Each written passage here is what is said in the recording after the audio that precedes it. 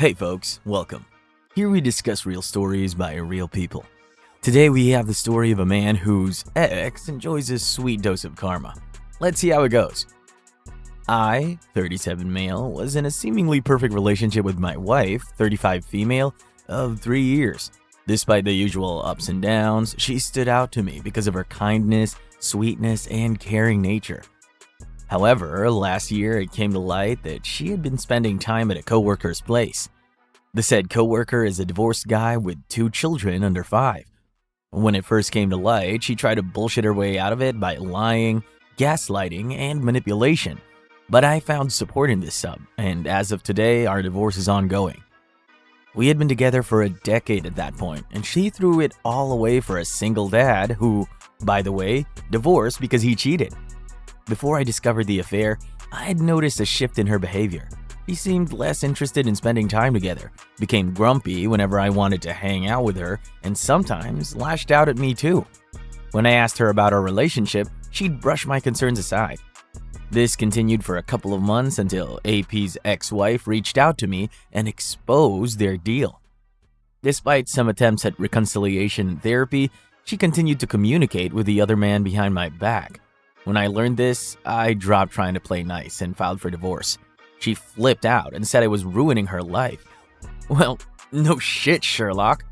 The final days of our marriage were particularly rough for me, and I hit rock bottom emotionally. Thankfully, with the support of my family and this subreddit, I sought therapy and made significant progress in healing. Now I'm back on my feet, focusing on bettering myself and feeling positive about the future. Edit. She had no remorse, just some guilt over getting caught and not getting to continue on her terms. I attempted reconciliation just to make her parents happy, who I have a close relationship with. My greatest regret about this divorce is losing them. Update. I made a post close to 3 years ago on this subreddit. I divorced my wife due to her infidelity. Since then, I've been living my best life. I worked out, lost 30 pounds, got abs, got a promotion at my job, and am now dating a nice girl whom I intend to propose to soon. I wanted to make this post to update this sub about something amazing that happened recently. My ex-wife reached out to me in February and asked to move herself and her family, aka her AP. They're married now.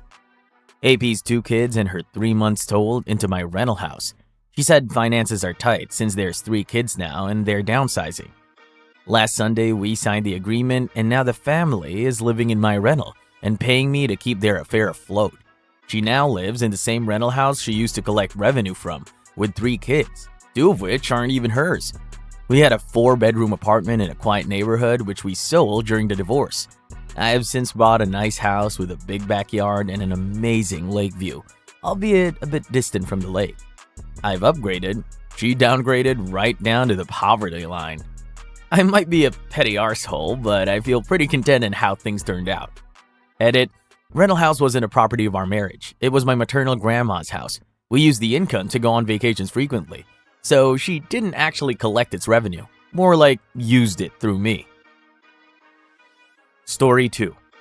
My GF is unemployed and occasionally goes out weeknights with her girlfriends in a major city by me. We've been dating 4.5 years and living together for 4. Her email alerts come through on our shared iPad, and I saw that she took an Uber ride, and it looks like she dropped her friends off as well because the Uber route passes their homes and was dropped off outside of my apartment at 2 a.m. I received the alert afterward and became suspicious. I can use Find My iPhone on our iPad, and I can see that her phone is close by, about 4 blocks away on the same street. Uber says she was dropped off here.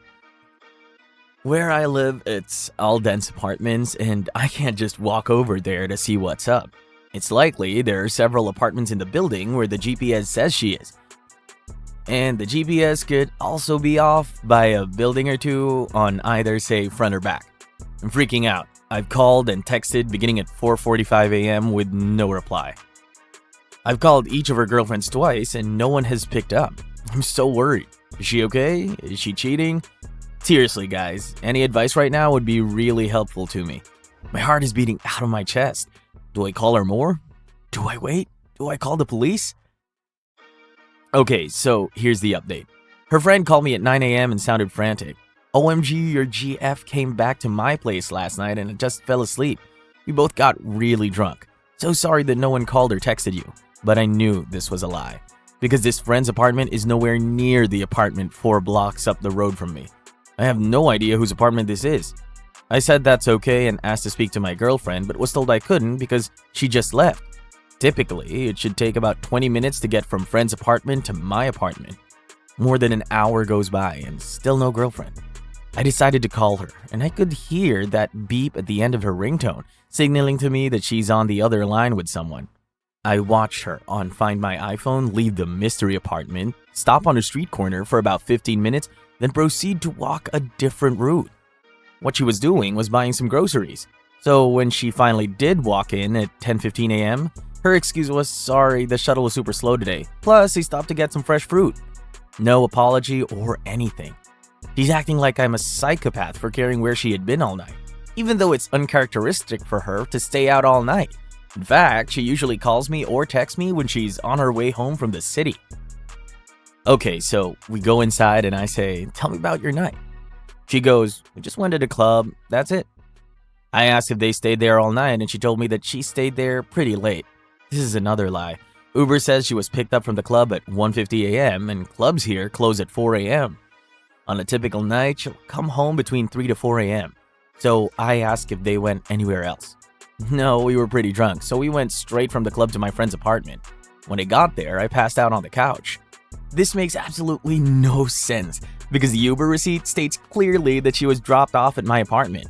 At this point, I say to her, are you sure you've been telling me everything? And she gets heated. Fuck you, I already have a father and an overprotective brother. Why the fuck can't I just go out with my friends for one night without you all over my ass about it? Note, she goes out with her friends alone 2 to 3 nights a week and I let that happen.